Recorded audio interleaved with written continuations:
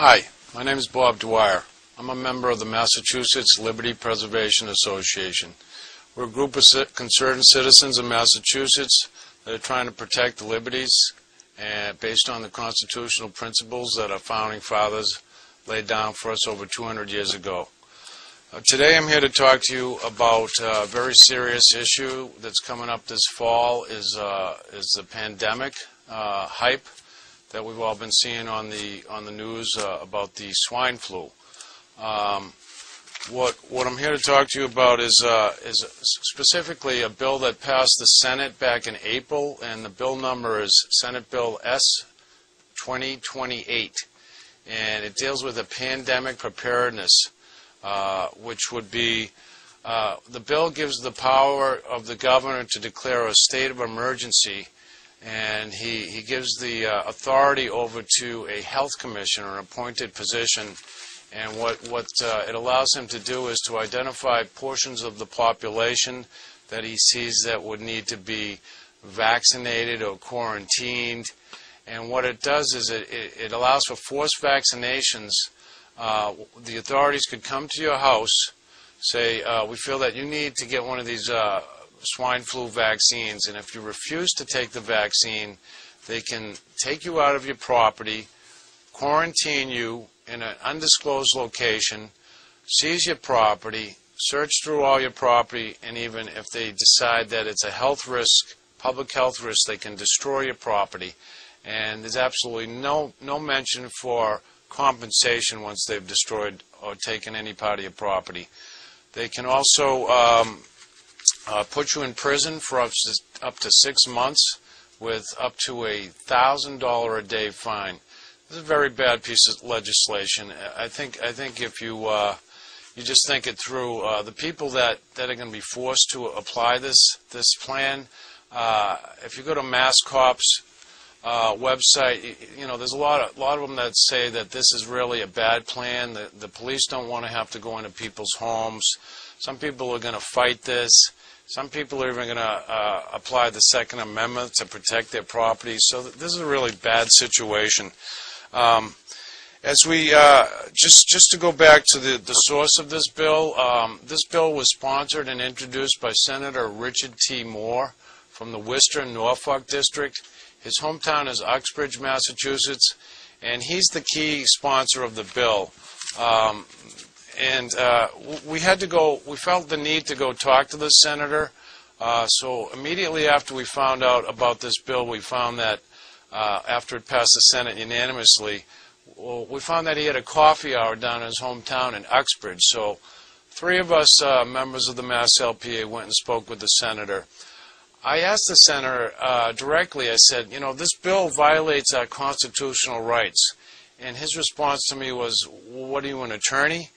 I said, well, I don't have to be an attorney to understand the simplicity in the Constitution, how it protects my rights. And then he turned back to me and I said, well, Senator, didn't you take an oath to defend the Constitution? And his response was quite shocking. He said, oh, that old thing? When was it written again? 1800, 83, 89? I don't know.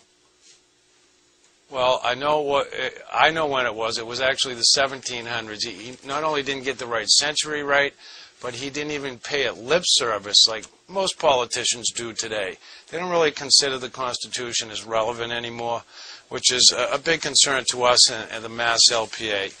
So what we want to do is try to educate the public about the principles of the Constitution, and we also want to go after the Senator Moore because of his violations to his oath. Ultimately, he's guilty of treason for violating his oath.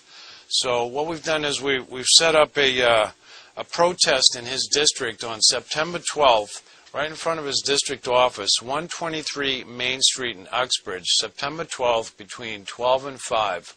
We're going to be reaching out to his constituents, trying to educate them as to why the senator is not protecting their rights. And we're going to have petitions for them to sign. And then we're going to take those petitions to the state reps in his senatorial district and get them to move forward with an impeachment proceedings.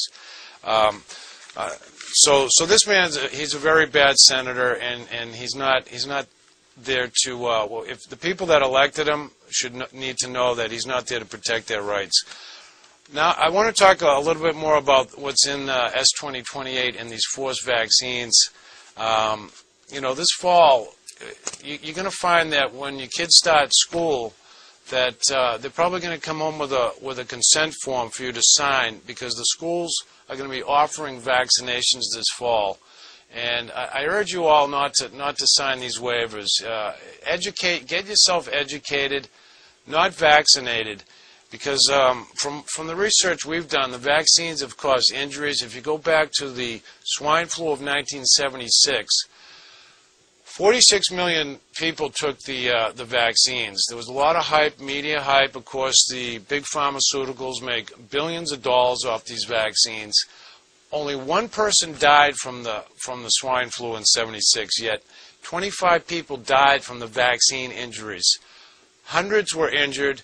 Billions of dollars over $1 billion worth of lawsuits were filed, and so now with this S2028 bill, what it's also done is it removes liability for the pharmaceutical manufacturers. Anybody that tries to, the health commissioner down to the public health officials that try to implement this plan. It's something that we all need to get educated about. If you go to masslpa.org, you can read about the bill. I urge you to read the bill. We've been lobbying against this bill since April. We've effectively kept it in the House Ways and Means Committee. It's been basically stalled there. What we want to do is get you to call your state reps, tell them, look, I'm really against forced vaccinations. I'd really like to decide what I put in my own body. I don't want some government agent telling me that I need to take a vaccine. And through further research, you'll find that there's a lot of toxins in these vaccines, very questionable ingredients.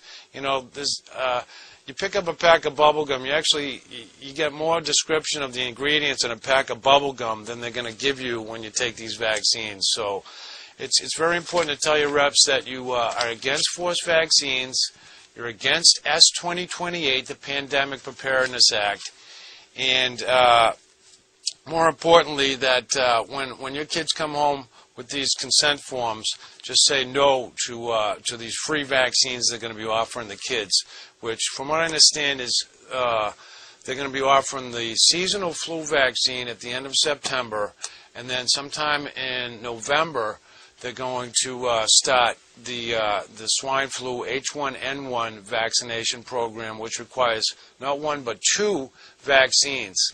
And they haven't tested thoroughly this new strain of virus. They say it's a brand new strain of virus, never been seen in the human population before. So they're rapidly trying to produce a vaccine that they're going to have on the market for this fall.